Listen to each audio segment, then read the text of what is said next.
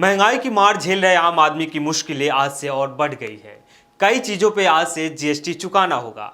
इसमें घर घर में इस्तेमाल होने वाली कई चीज़ें शामिल है। तो एक बार जोर से बोलिए, बहुत हुई महंगाई की मार, अब की बार मोदी सरकार।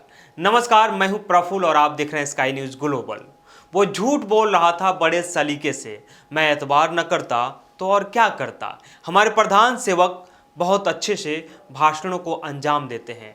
नरेंद्र मोदी बड़े शानदार तरीके से जनता को संबोधित करते हैं। भाषणों में वादों की झड़ी लगा देते हैं। इंसान नींद में सुनहरा ख्वाब देखता है, शहंशाह बन जाता है, रातों रात अमीर बन जाता है। लेकिन हमारे प्रधान सेवक की काबिलियत कुछ यूं है कि खुली आंख से हमें ख्वाब दिखा देते हैं, अमीर बना देते हैं। जब जीएसटी देश में लागू करने की बात चल रही थी तो हमारे प्रधान सेवक उसके फायदे गिनाने में कोई चूक नहीं किया। उसके फायदे बता रहे थे कि जीएसटी अगर हम लागू कर देंगे तो क्या क्या होगा। नरेंद्र मोदी ने कहा, जब देश में जीएसटी लागू होगा तो कुछ वस्तुएं कर के दायरे से बाहर कर दिए जाएंगे। आप एक बार उनकी इस स्पीच को, इस भाषण को जरूर सुने, जब जीएसटी लागू हो रहा था और उसका जब विरोध भी हो रहा था। यहां तक कि पहले गेहूं, चावल, दही, लच्छी, छाछ, इस पर भी टैक्स लगता था।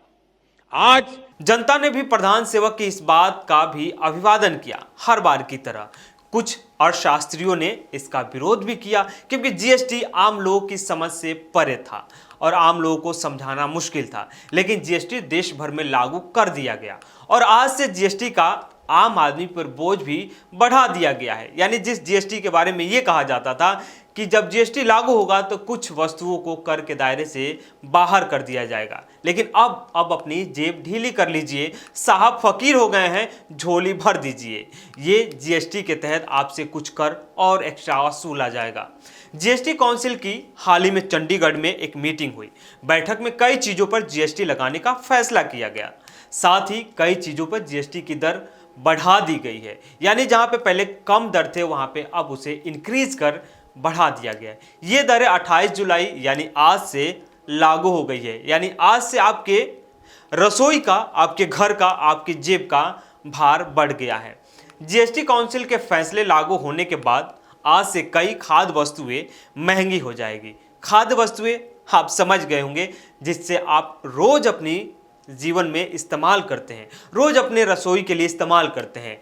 इससे पहले पैक और लेबल वाले खाद्य पदार्थ जैसे आटा, पनीर और दही शामिल है। यानी इन सब चीज़ों पे भी अब जीएसटी देना होगा। इस पर 5% यानी 5% जीएसटी देना होगा।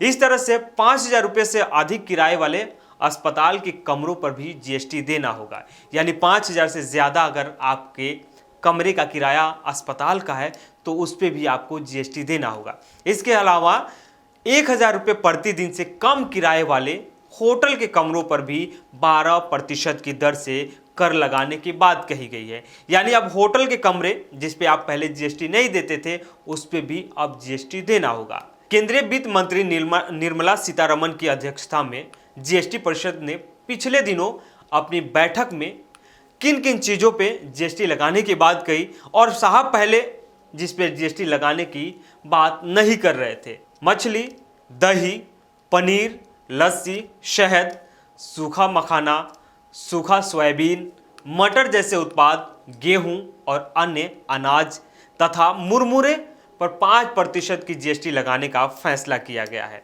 घर घर इस्तेमाल होने वाली ये 10 चीज़ें अब महंगी हो जाएगी। यानी आपके रसोई में जो 10 चीज़ें आए दिन आप इस्तेमाल करते हैं, उस पर आपको अब 5% के जीएसटी कर चुकाने होंगे।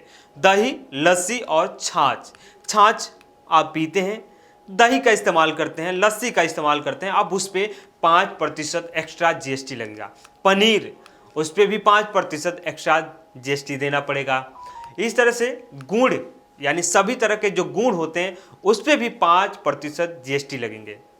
खांड, सारी sugar 5% GST, natural Honey 5% GST, मुरमुरे और चूड़ा 5% जीएसटी, छेना मुर्की यानी 5% जीएसटी, चावल, गेहूं, राई, जौ 5% की जीएसटी, आटा 5% की जीएसटी, टेंडर का कोकोनट वाटर 5% की जीएसटी। अब इन चीज़ों पर कोई जीएसटी नहीं लगता है, या लगता था, लेकिन अब हमारे साहब इन सब चीज़ों पे जीएसटी लगाने की तैयारी कर दिए हैं। तो हुई ना महंगाई कम। यानी जिस सरकार का ये वादा था, जिस सरकार का नारा था कि बहुत हुई महंगाई की मार, अब की बार मोदी सरकार, तो अब महंगाई है या कमी है, आप कमेंट करके ज़रूर बताइएगा कि जीएसटी के फायदे हैं या नुकसान है। तो बने रहिए आप हमारे साथ, और आपके कमेंट का हम इंतज़ार करेंगे कि आप कमेंट में अपनी प्रतिक्रिया क्या दे रहे हैं।